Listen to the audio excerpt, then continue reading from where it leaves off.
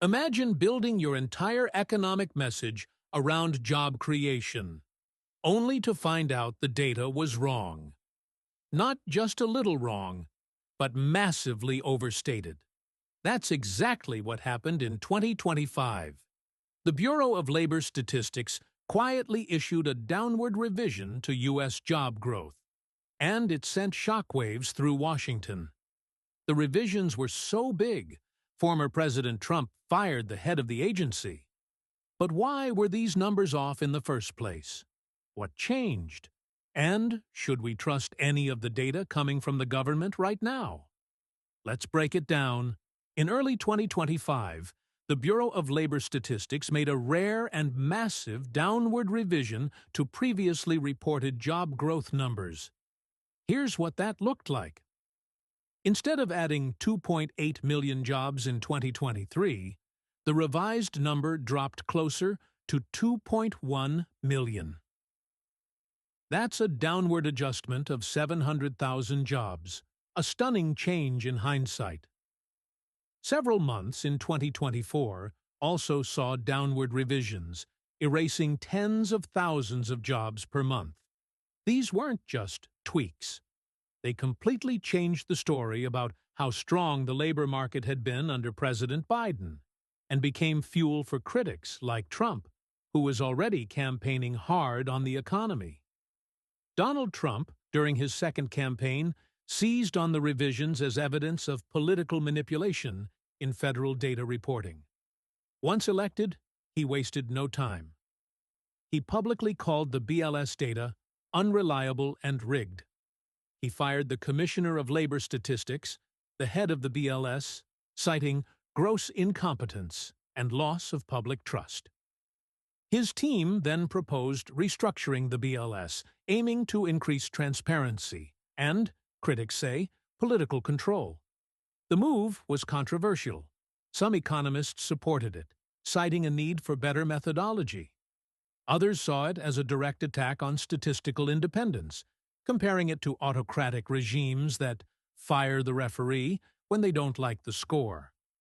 But politics aside, the real question is, why were the numbers so far off in the first place? BLS job numbers are built from two key sources. 1. Establishment Survey, CES, surveys around 122,000 businesses monthly to estimate payroll growth. This is what gives us the jobs added headline 2. Household Survey, CPS, surveys about 60,000 households to estimate unemployment, labor force participation, etc. The issue is, the Establishment Survey requires constant revision. It's based on estimates and sampling, and over time it gets benchmarked to more complete administrative data, like tax filings and unemployment insurance reports. Here's what went wrong.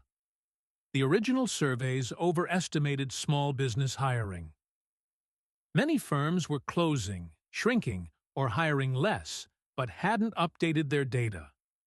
Newer, more accurate administrative data from QCEW, Quarterly Census of Employment and Wages, painted a much slower recovery.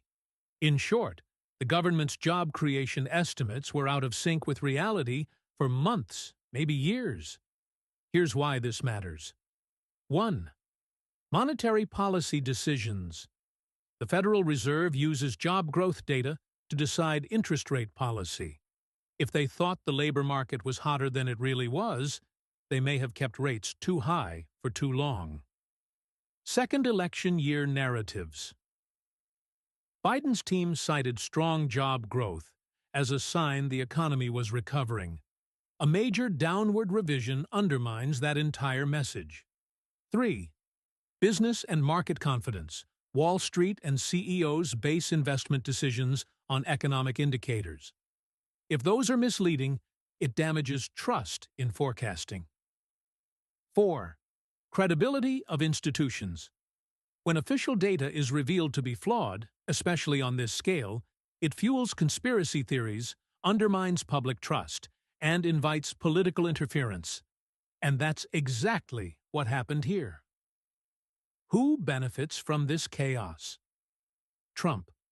The revisions were a political gift. He could claim the economy was weaker than reported under Biden and paint himself as the only one who saw it coming. Critics of federal institutions. This gave ammunition to those who argue government agencies are bloated, out of touch, or worse, corrupt. Investors. Ironically, if the economy is shown to be weaker, it increases the chance of Fed rate cuts, which markets love. But the real risk is what comes next. If statistical agencies like the BLS come under political control, can we trust the data at all? This isn't just about job numbers. It's about how we measure the truth in a political and economic system that depends on facts. The BLS job revisions were huge, not just in size, but in consequence. They reshaped the political narrative. They altered the Fed's trajectory, and they may have permanently damaged the credibility of one of the most important statistical agencies in the world. Whether you believe the BLS made honest mistakes or was part of something more sinister, one thing is clear. Facts aren't just numbers anymore. They're political weapons. Like and subscribe for more.